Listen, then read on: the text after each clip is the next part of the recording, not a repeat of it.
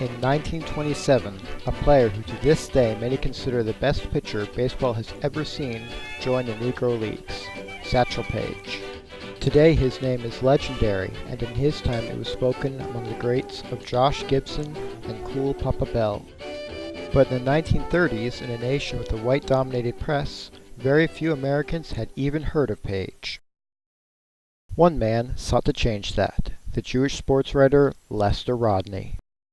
Rodney grew up in Bensonhurst, a neighborhood of Brooklyn that, like Williamsburg, was predominantly Jewish and Italian. He attended college at New York University, and while there read the Daily Worker, a communist newspaper. Rodney was appalled to see the paper's negative attitude towards sports, which it called the opium of the masses. And so in 1936, he took a job as the paper's sports editor. Rodney viewed his column as a way to approach the problem of racism in America by calling out segregation within baseball, something no one else in the white media was doing.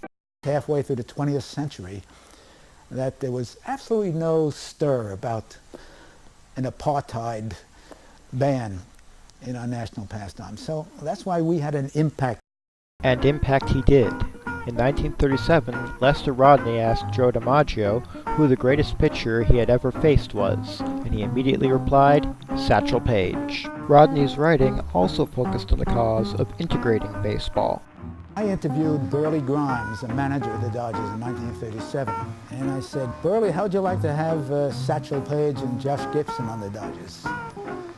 He says, he says, I'd love it. He said, but Lester, he says, don't waste your time. Not everyone appreciated Rodney's efforts.